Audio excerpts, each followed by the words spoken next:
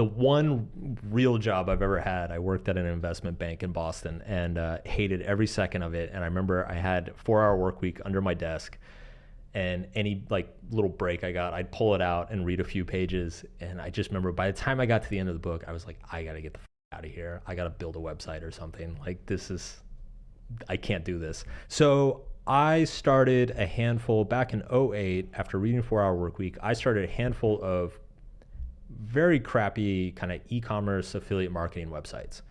And back then, if you wanted to get traffic to those websites, you blogged. Like blogging was the big thing. It was what Google loved. Back then, you didn't have news feeds. People didn't really post a ton of links on Twitter or whatever. So if you wanted traffic, Google needed to love you. And Google at the time was loving blogs. So everybody was like, if you want to get customers, you got to blog. So I started blogging for all these different kind of e-commerce businesses or affiliate marketing businesses, one of which was dating advice and promoting David D'Angelo's Double Your Dating. And that was the one that started to take off. And I got, within probably 6 months, I got more traction with that one than all the others combined. And so I was like, oh, I'll just like kind of keep hammering on this one. And that was for David D'Angelo? Yeah, he offered 200% commission just because he had so many audio courses, seminars, They're upsells. expensive, like hundreds of dollars, which at the time, what was the most expensive one he offered? It went up to thousands. Thousands? Thousands. How could you offer thousands of dollars of value in like... You couldn't. You couldn't. Oh, but God, but okay. it's funny because this is one thing that like my team and I talk about quite a bit. Because at this point, I'm a dinosaur in this world. Like I've been doing this for 15 years. The prices of online content has consistently dropped over the past 2 decades.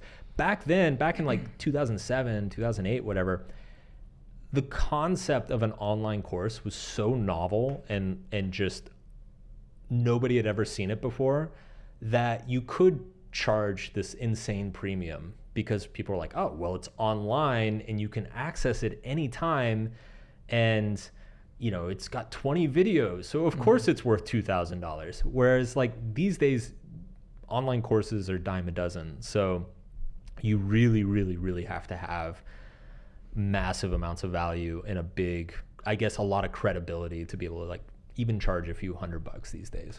So I built the blog, I developed an audience, and then originally I promoted people like David D'Angelo, but then people started wanting me like specifically to give them advice. Right? So they're like, hey, Mark, I've been reading you for a year. I really like your take on things. Here's my situation with this girl I'm seeing. What do you think? And the first dollars I made was charging money for that kind of thing. Like, you know, hey, for $100, I'll hop on the phone with you for an hour. Like, talk me through it. I'll give you my 2 cents. And eventually, you know, my focus generally became mostly like what I started to realize once I started working with a lot of different men, what I started to realize is that you don't even have, like, yeah, it's good to be funny. That's great. You don't have to be funny to get a girlfriend or get a date, right? Like it's good to have social confidence or be clever or be really charismatic, but like you don't have to be charismatic to get a date. Ultimately, what it comes down to is a certain amount of confidence in who you are, an ability to deal with rejection or the possibility of rejection, and simply being intelligent about which women you approach and which women you ask out. And so that became most of my focus and my content. It was very psychologically driven. It was like, definitely forget the pickup lines. Let's even mostly forget the skills and the principles and stuff. Like, let's just focus on your ability to deal with your own fear, your own sense of rejection, your own identity. If you get those things straight, then all this other, like, everything else will kind of fix itself. And that's kind of what I became known for. How much, can you share how much money you made throughout that process? Not that much.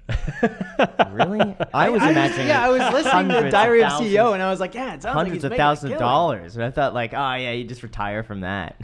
Like that industry was shrinking by the time I left, and I could see that it was a sinking ship. I started coaching in 2008. I was making a full-time income in 2009, full-time being like 50K a year or something. I left in 2012.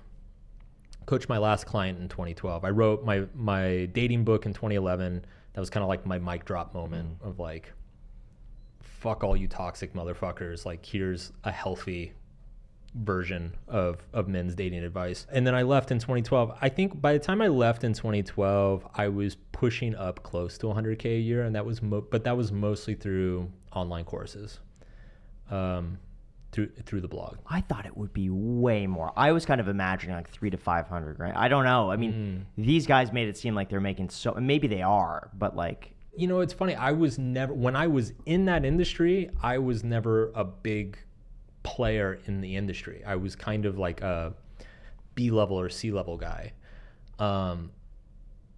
It was after I left that my stuff blew up in that industry. So like my dating book became the top men's dating book on Amazon for like 8 years. I think it might still be the top men's dating book on Amazon today. How do people find it? Just go on Amazon. Just Mark Manson. It's right there. Yeah. And I still get royalties from that today.